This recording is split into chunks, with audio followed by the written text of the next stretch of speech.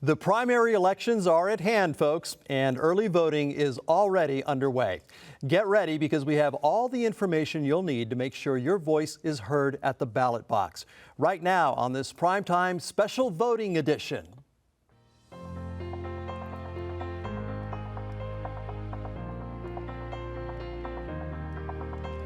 Hello everyone, welcome to Primetime. I'm your host, Ed Leon. One of our highest callings as citizens of this country is to vote. But all too often, primary elections do not get the attention or the voter turnout that general elections do. Yet primaries dictate who will be running in November, along with some other very important local ballot measures.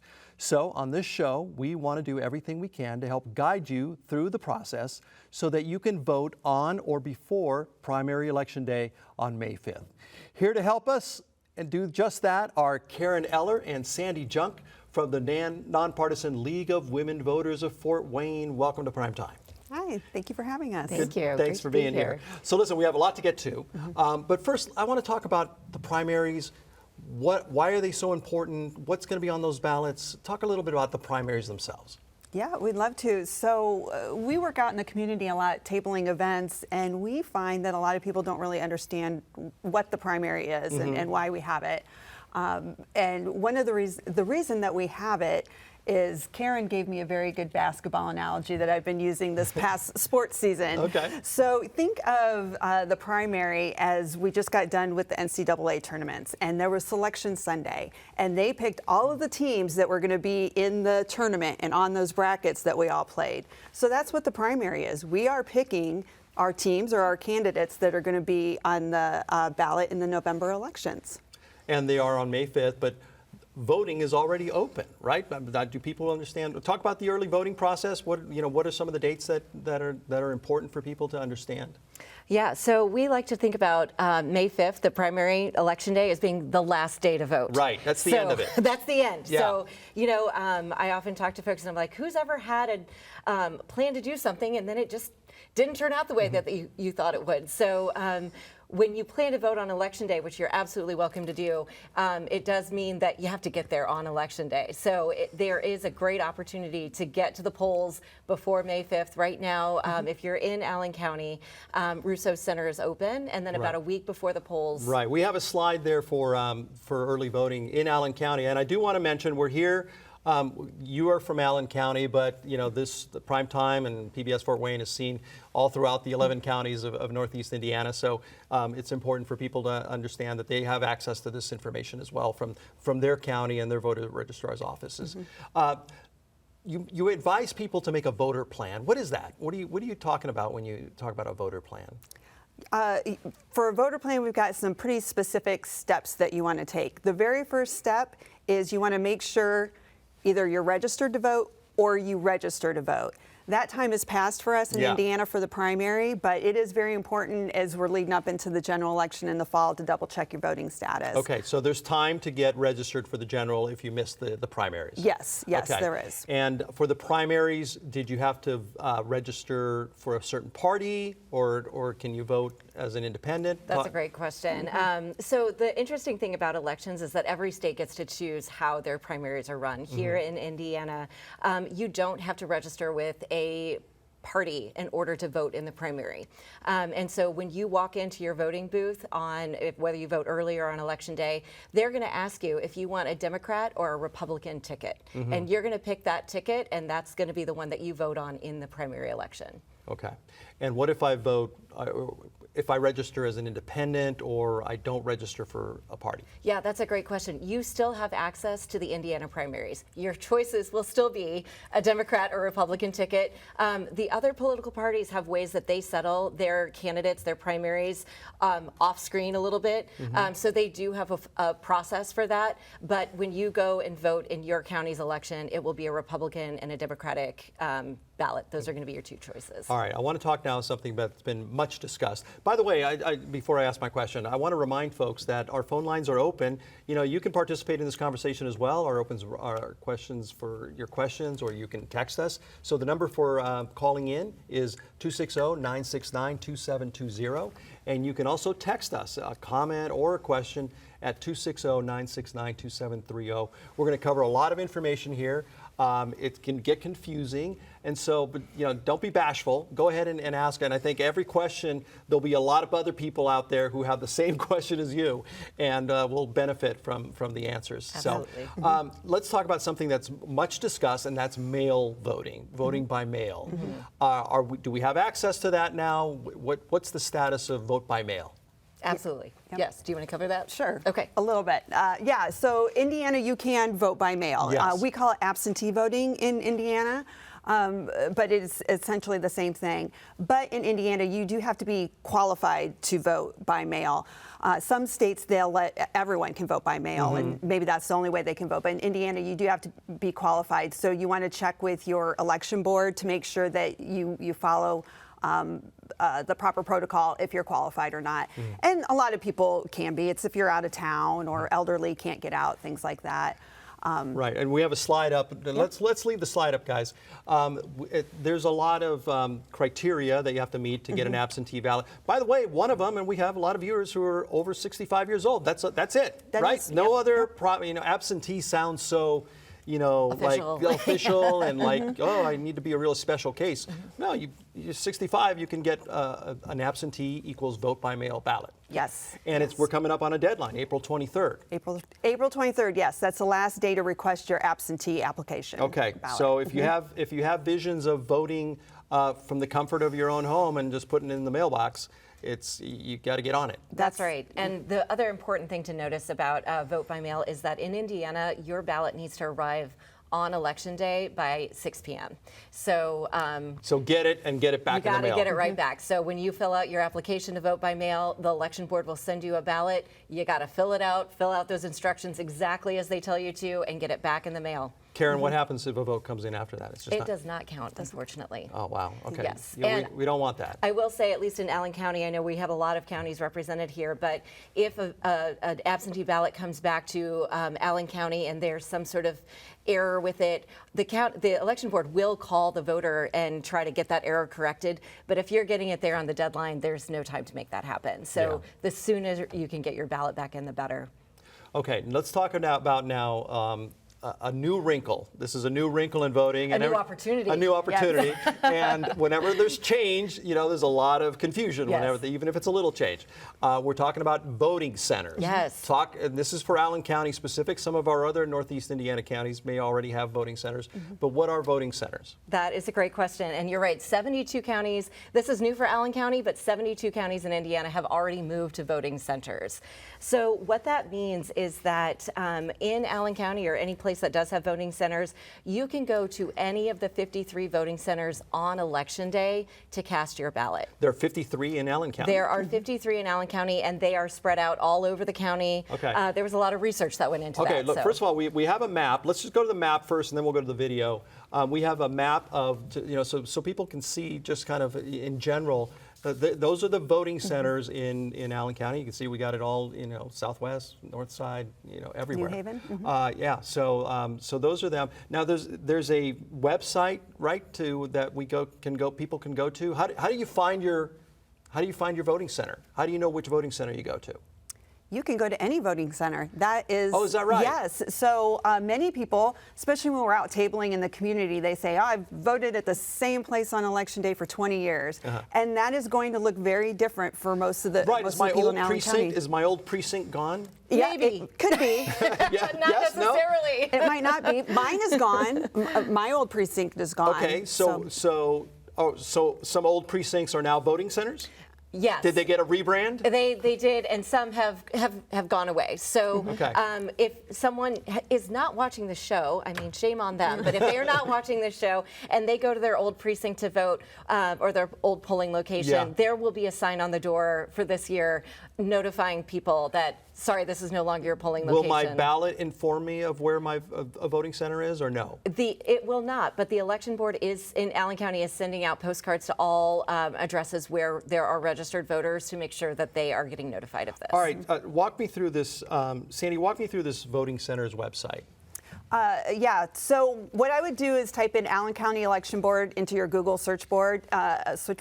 bar. And make sure you're going to the Indiana Allen County Election Board. There's a ton of information on this website that if you have questions about voting elections, like go to this website. It's really good. But today we're talking about vote centers. So we're going to go to the big red box that says vote centers. And we're going to pull that up. And you have a couple different ways to pull up the list. One is a PDF. I don't love that one because there's no zip codes on it. The other one is an Excel spreadsheet that should come up here. And that will have, it has all of the building names. It's got the address, and it has all the zip codes. So if you're sitting at home wondering where you can go, you can look for your zip code, sort it by zip code. Or if you know you're going to be on the other side of town in the 46835 zip code, you can do it from there. Another way, I think the better way, is this interactive map that they're offering. So when you open this up, you'll see orange dots and green dots. So this is like the map we already saw, but this is interactive? Yes, this is more interactive. So orange sites are the early voting sites. So if you even just hover over and click on one that comes up, it will show you all of the hours that it's open. I think this one even tells you that it's an election day vote center as well. And then down towards the bottom, you can even click on a link and it will give you driving directions to that vote center. Oh, sweet. Yeah, it's really nice. So then I think we went through a couple more here. I did want to point out with the Rousseau Center, that should come up in a second. That one is early voting. You can do any early voting there. That's open now. It's open now. It is not an election day vote center, though. So that is important to keep in mind, that location will not be open on election day. They flipped it on us. Yes, I know. So I thought, well, that one's important to include in the video here.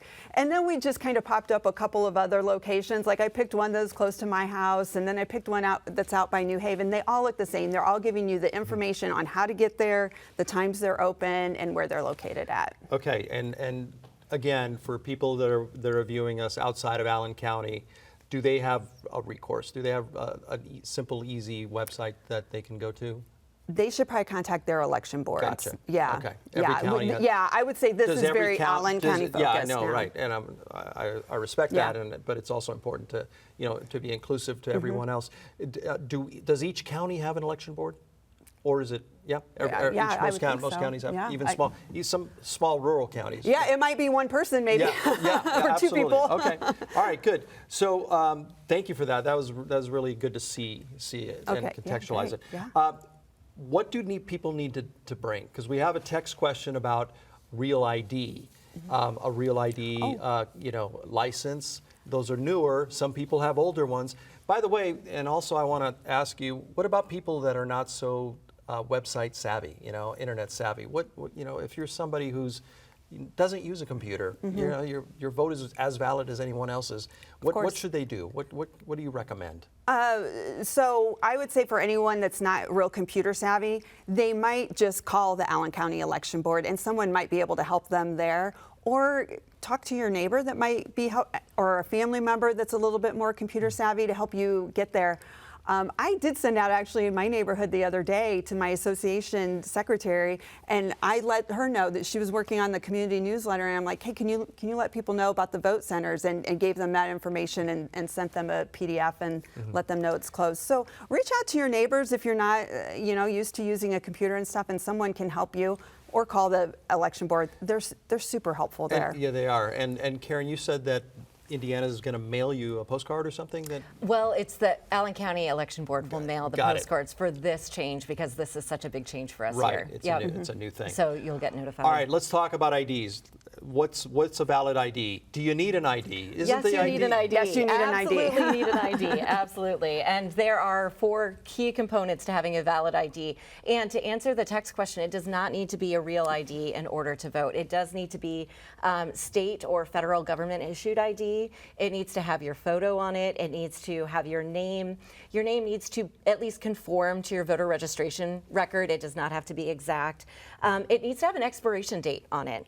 And there's a tricky little holdup there. It can be expired, but it has to be expired since the last election, which was November 5th of 2024. So it can't be super expired. Cannot be super expired. Recently expired. Yes. Now there was some back and forth and some controversy whether student IDs counted as illegal. For our younger voters, they might be here at Purdue Fort Wayne, and they just have their student ID. They don't drive yet. What can they use that? Yes, that actually. This just did. It just did. like we had to change things for this show, but yes, you can use a student ID. But the student ID still has to conform to those items that Karen was just mentioning. So if your repeat those? If your student ID doesn't have your picture on it, then it will not work. Got it. If it's not a state school, it will not work. It has to be a state issued ID. So a private university doesn't count. Yeah, definitely not. So so that's something to double check to make sure. And it still needs to have an expiration date. It still has to have your photo, and it still has to have your name on it. Okay. All right. We got some. Thank you for that. All right. We have some questions. Somebody called in. Gail, when do we vote on new state senators and representatives? This is a question about what's on the ballot in the primaries. What is on the ballot for the primaries besides besides the candidates from each party, right? Yeah, there's all sorts of races, and I'm glad that she asked that, because a lot of us think about the presidential election and they think, oh, it's not a presidential election year. There's still probably 10 or 12 races on your ballot. This year in Indiana, there's no senator, U.S. senator races. There are state senator races. There is the 3rd district in our area, so I'm just talking Allen County, and I think a little DeKalb. The 3rd district congressional race is on right now. They renew every 2 years. So. Okay. So yeah, U.S. Congress and our state representatives are every 2 years. Okay. So any other might there be local, for some of the other counties and stuff, might there be local initiatives? Yes, townships boards, like Allen County Council and commissioners are up. I'm sure in the other counties they've got their council board members and so forth will be up. So there'll be a lot of, we're a little bit bigger here in Allen County, so you probably have 10 or 12 races, but if you're in Noble County, you may have 4 or 5. And we like to say they aren't the biggest races like we know about the presidential ones, but the closer a candidate is to your home, that seat, the more important it is to our everyday lives. And they're very important for us to pay attention to. And some of those are very hotly contested. If you watch television, you're getting a lot of political advertising for some of these races. The phone numbers are on the screen there, folks, for you to text us or to call us. And we've got a call in from Fred. Fred wants to know, what limits are there on political advertising on TV and at the polling locations? Very, very important question. That one on TV, zero. Not enough. That might be out of the scope of this conversation. But I will say that sorry, I was looking at that question again. There are limits to what you can wear to your if you go in, vote in public, you are both sporting beautiful vote T-shirts. Is that okay? Vote is okay. Vote is okay. So you are not. Mine is your vote matters. You don't want to be racketeering at the polls. So there's a distance that you can wear. That you sounds can't. So, I know it's very old timey, right? Yeah. So, but you don't want to be. People can be a certain number of feet distance from what they call the chute, so where you go into the poll to vote, and that's the place where there's no more political signs, there's no more T-shirts. If you have a political T-shirt on, they might have you turn it inside out. Okay. So there are some rules about that. Okay. And poll watchers or poll the people who work at the poll, I don't know what the proper name is, they'll be looking for that in line. They will, and the poll workers are there to help make the process go smoothly. Workers, yes. So there's going to be poll clerks and judges. There's going to be an inspector there. So all of those people are there to help this run very smoothly. And if there's an issue, you don't need to make it a big issue. You can Right, just and say speaking something. of running smoothly, that's one of the visions of these voting centers, right? That it will Yes. go faster. Yes, we have. What's great about these centers, there are a couple of things that I'm excited about. And if you talk to some folks in some other counties that have done this, they also have felt like it's gone really well. So we're excited to see how this goes. There are going to be 10 machines to vote on at all of the polling locations. And so there are going to be staff there to help manage all of those in a way that is more than what we've had at various polling locations before. Like some of them were so small, they only had 1 or 2 machines on it. So if there was a big rush, you'd get really backed up. You say machines, I'm new to Indiana. This will be my first Voting vote. machines, Is it automatic? Is it a punch? Is it Great question. Or fill in the little circle? This is the other exciting thing about Allen County. We got new voting machines this year, and so these are. Will this be new to people? Yes. Okay, describe what it's going to be like. Yeah, so it's going to be better. So the old machines, they were sort of the gray, black and white, or various shades of gray, and you couldn't quite see when you pushed a button which one it aligned with. And now on the new voting machines, the buttons are on the side, and when you push a button, it will light up what you chose. So it's going to be a lot more visually apparent where you've made your choice. Okay, fantastic. Yeah. All right, we got something in from Sarah. What if her last name on her ID doesn't match her birth certificate? That is not in play right now, so that is fine. Your as name long as needs she to has match an your ID, name match your ID. Yeah. Or your voter registration needs to match your ID. Yes. Okay. Your birth certificate does not need to match your voter registration. Right. Hope that helps, Sarah. This is from Dolly. My retired Army ID has no expiration date. Can I use that to vote? Sadly not. No. It has to have an expiration date. Yep. Okay, Dolly. Sorry about You that can use passport, driver's passport. license. State issued ID. Yep. Okay. You also wanted to talk about Vote 411. Tell us what Vote 411 is. 'Cause Yes. It's really pretty spectacular website. Yes, I'm a huge proponent of Vote 411. Anyone that hangs around with me will tell you that I talk about it endlessly. So this is a League of Women Voters website. You can go to vote411.org, pull that up, and you can do soup to nuts, make your voting plan here. You can register to vote here. You can check your registration here. You can check what's on your ballot here. But what I like the most about Vote 411 is we work at the League of Women Voters. We send out candidate surveys to everyone that's running for election. And we ask them questions about where they stand on issues, 3 or 4 questions. Well, this is where we keep all that information for your viewers to see. So, By the way, important to mention that League of Women Voters is a nonpartisan. yes. Right? So Yes. you're surveying both sides of the aisle, everything. Yeah, that's really great to mention. We are a nonpartisan organization, and our questions are nonpartisan. Yeah. We spend at least 4 to 6 weeks working on these questions to send. We have 4 or 5 of us get together. We talk about them. We kind of think about what we want to say, and then we kind of go back and make sure that it's coming across in a nonpartisan way. I don't know if we've seen it in any shots. We got a little donkey and a little elephant on the desk here.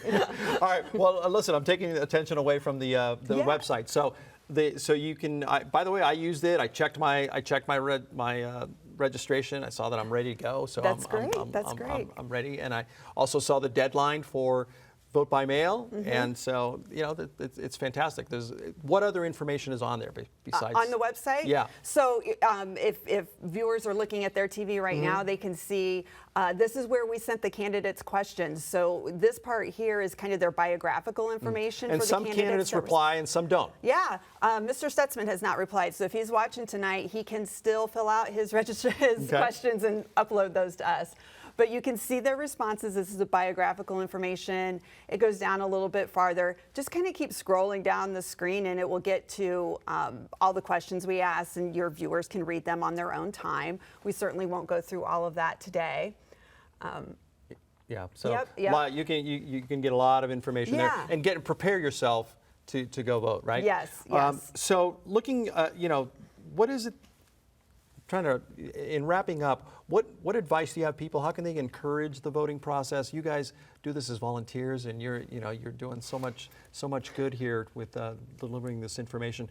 The primaries are so important. This election cycle is so important. What can people do to encourage voting? Because the turnout for these are usually not so good. It's not great. And in Indiana, it's pretty bad. And in Allen County, it's really bad of the pretty bad. So in 2024, our presidential primary, we had a 13% turnout here in Allen County, which is really low. It's not the best. So I think one of the great things about the vote centers is that you are not resigned to your precinct, and you can vote as a group. So if you want to bring your friends with you, you can actually go as a group and vote together, make it which a party. is really fun. Yes, you can have a little voting party. So that's really great. I think a lot of people don't want to vote because they don't want to vote for the wrong thing. They don't know who they're voting for. So we try to provide tools to say, like, look, here's your ballot before you get in there. You can take these comments in, you can take your phone into the voting booth with you. That's fine. So you can look at the candidates in advance and not feel the pressure of making a wrong decision. Right. And I think that's a lot of it. Voting can feel scary to people sometimes, and I think everything that's being done, it seems to me that it's trying to alleviate that. Yes. Any final advice for people besides those things? Well, when we say make a voting plan, be really specific about it. Like, put it on your calendar. If you're going to go on election day, what time are you going? Yeah. Which location are you going to? Like, carve out the plan in your mind.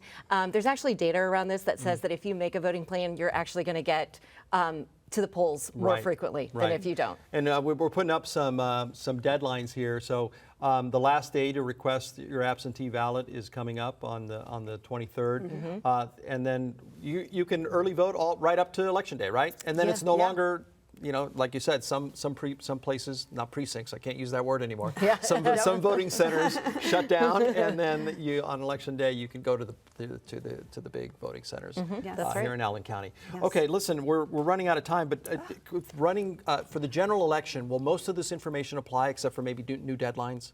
Yes, and looking ahead.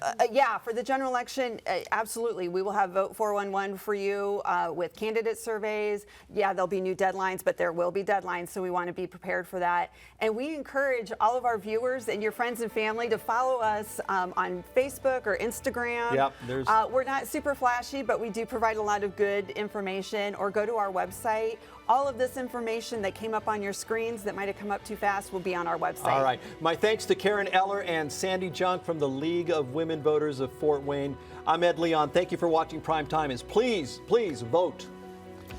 Thank you, guys. That was fantastic. Thank you. Thank you. You did a great job.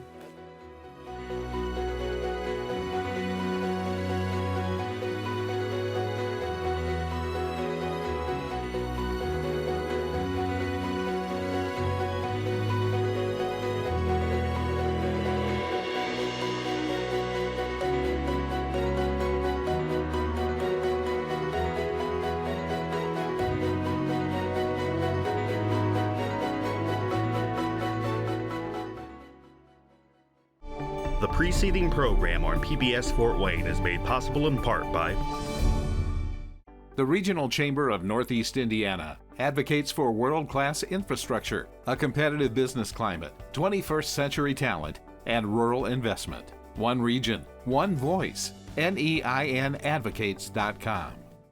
The Rogers Company has been conducting business in Northeast Indiana since 1944 as Rogers Markets and now as the Rogers Company with commercial property and real estate development. Pleased to support local not-for-profits and PBS Fort Wayne. Funding for Prime Time on PBS Fort Wayne is provided by the First Source Foundation and the Knight Foundation.